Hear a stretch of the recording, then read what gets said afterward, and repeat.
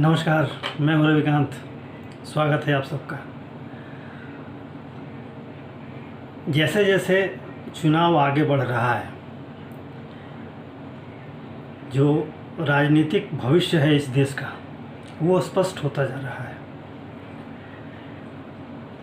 आधे से अधिक चरणों के चुनाव संपन्न हो चुके हैं। भविष्य में 3 चरणों के चुनाव और हैं और ये चुनाव भी लगभग विगत के चुनावों की तरह संपन्न होने की संभावना है। लगभग उसी पैटर्न पर संपन्न होंगे। जहाँ तक चुनाव प्रतिशत की बात है तो इसको बहुत कम नहीं कहा जा सकता, सामान्य है और विगत वर्षों के आसपास ही है। अगर अंतिम आंकड़े तक हम प्रतीक्षा कर लें तो विगत 2019 के चुनाव के आसपास ही इस वर्ष का भी मतदान का प्रतिशत रहेगा। थोड़ा बहुत कमोबेश हो सकता है, वो स्वाभाविक चीज़ है। उसमें कई तरह की स्थानीय परिस्थितियाँ और कई ऐसी बातें होती हैं बीच में जिनको आदमी सामान्य समझ के छोड़ देता है, लेकिन कभी कभी वो कारक हो जाते हैं।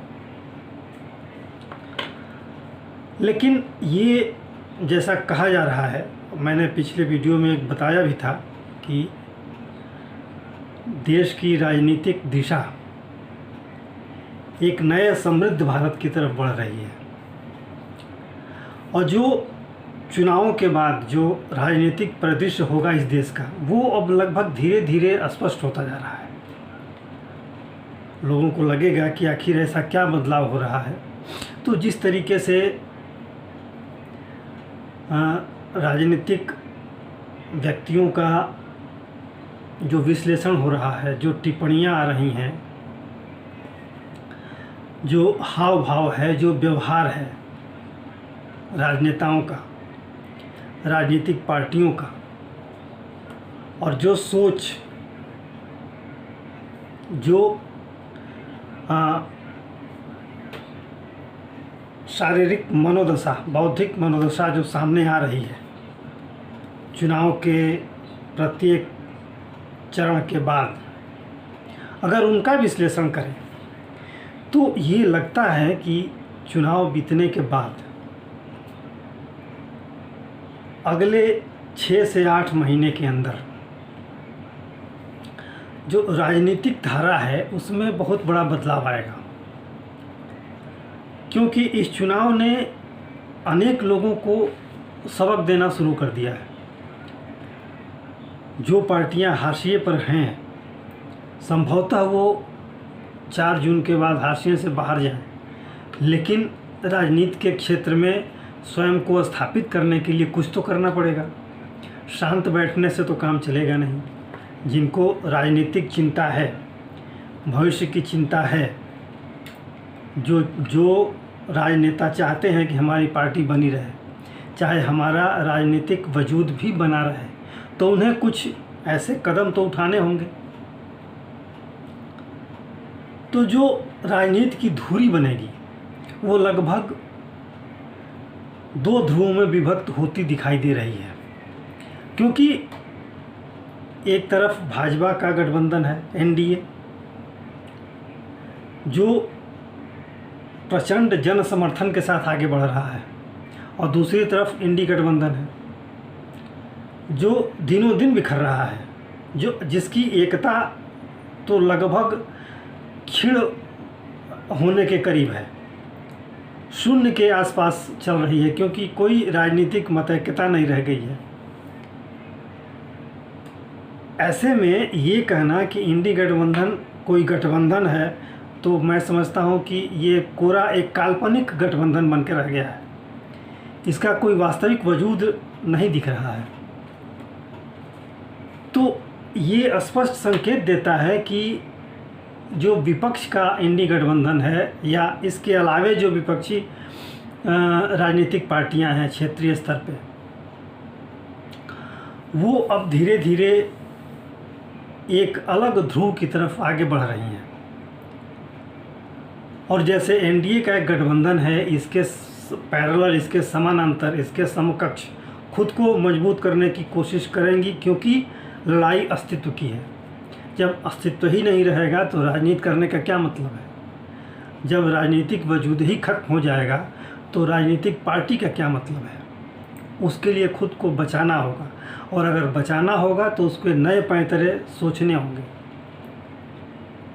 नए आयाम गढ़ने होंगे, नए पायदान उत्पन्न करने होंगे, तभी ये राजनीतिक पार्टियां सरवाइव कर पाएंगी इस राजनीतिक धरातल पर।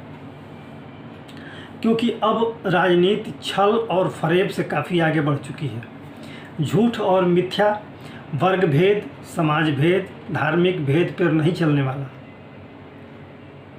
अब इस देश के लोग जान गए हैं कि राजनीति हमें किस तरीके के लोगों को समर्थन देना है। राष्ट्रवाद की धारणा, सनातन की विचारधारा, हिंदुत्व की विचारधारा अब लोग समझ रहे हैं, राष्ट्रीय स्वाभिमान को समझ रहे हैं और अपनी शक्ति को समझ रहे हैं।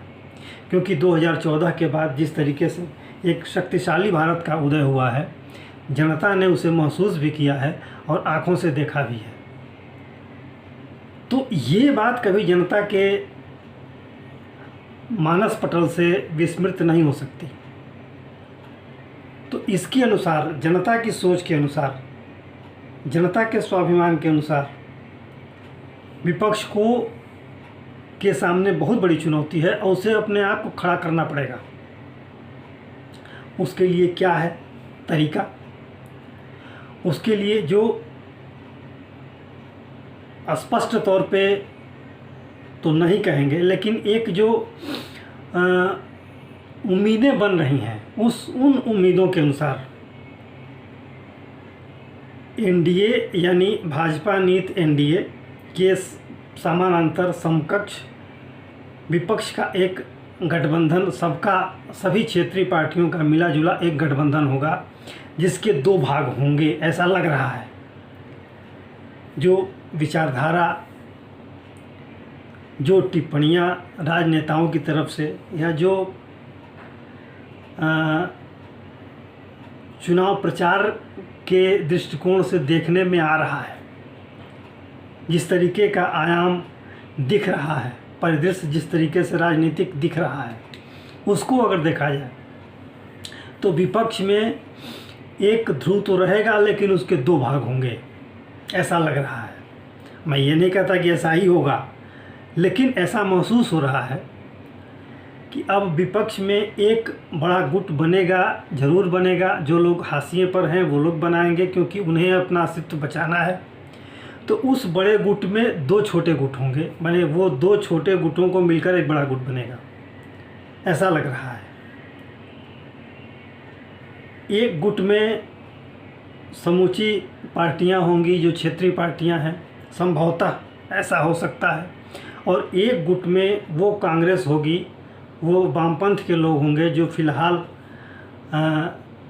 कांग्रेस के प्रथम परिवार के पीछे खड़े हैं। और उम्मीद है कि शेष कांग्रेस, जो कांग्रेस के प्रथम परिवार से इतर जो कांग्रेस है, वो उस दूसरे गठबंधन में, उस दूसरे ध्रुव में होंगे, और एक जो सोनिया गांधी और राहुल गांधी नीत जो गठबंधन होगा उसके साथ वामपंथी होंगे। यानी विपक्ष के एक बड़े गठबंधन में दो भाग होंगे। एक भाग कांग्रेस के प्रथम परिवार के साथ होगा और दूसरा भाग अन्य क्षेत्रीय पार्टियों के साथ होगा, और कांग्रेस से निकले हुए, बिछड़े हुए कुछ लोग उसके साथ होंगे। ये मिला जुला रूप दोनों गुट जो हैं एक साथ मिल कर के और राजनीति को आगे बढ़ाएंगे, ऐसा लग रहा है। अब ये कितना सही होगा, कितना गलत होगा, ऐसी मैं एक संभावना जो दिख रही है, जो राजनीतिक परिदृश्य पैदा होगा आज के 2 महीने, 4 महीने, 6 महीने बाद, क्योंकि मजबूरी है, इसके अलावा कोई विकल्प नहीं है विपक्ष के सामने। या तो अगर विपक्ष ऐसा नहीं करता है तो विपक्ष खुद को एक तरह से समाधि में जाने के लिए तैयार कर रहा है। और विपक्ष अपने अस्तित्व को मिटाने की लड़ाई से अगर बचाना चाहता है तो इस तरह के उपाय विपक्ष करेगा। एक विपक्ष के बड़े राजनेता ने एक संकेत भी दिया है, मैं उनका नाम नहीं लूँगा, लेकिन शायद संकेत दिया है कि अब हम आपस में मिल करके विलय करेंगे और एक बड़ा ध्रुव बनाने की कोशिश करेंगे। अब वो कितना सफल होगा कितना असफल होगा वो बात के बात है, कितना सफल हो पाएगा और वो कितना मजबूत चुनौती दे पाएगा वो अलग विषय है। लेकिन विपक्ष के लोग जब तक एक नहीं होंगे उनका अस्तित्व अब बचने वाला नहीं है। छल फरेब वर्ग भेद समाज भेद की राजनीति अब खत्म हो चुकी है। अब वो हांडी दोबारा नहीं चढ़ेगी। अब वो उद्योगपतियों को टारगेट नहीं कर पाएंगे। तो इस तरह से जिस तरीके से समाज आगे बढ़ रहा है देश का, और लोग भी जो भारतीय जनमानस है वो भी ऐसा नहीं करने देगा। तो भविष्य की राजनीति में अगर स्वयं को बचाना है तो विपक्ष को नए अवसर नई सोच पैदा करनी होगी, नया दृष्टिकोण पैदा करना होगा और उस दृष्टिकोण को आम जनता से जोड़ना होगा, तभी उनका अस्तित्व बच पाएगा। अन्यथा बहुत कठिन है उनका अस्तित्व बचना। तो आज के लिए इतना ही। अगर आपको ये वीडियो पसंद आया हो तो लाइक करें, शेयर करें और सब्सक्राइब करें। और आपसे अनुरोध है कि वीडियो को पूरा देखा करें ताकि पूरी बात समझ में आए। शब्दों के हेर फेर से या आधे अधूरे शब्दों को सुनने से उस वीडियो का मज़ा जो है वो ख़त्म हो जाता है। उस वीडियो का सार तत्व आप नहीं समझ पाते हैं। तो आशा है ये वीडियो अच्छा लगा होगा तो लाइक करें, शेयर करें, कमेंट करें, सब्सक्राइब करें। धन्यवाद।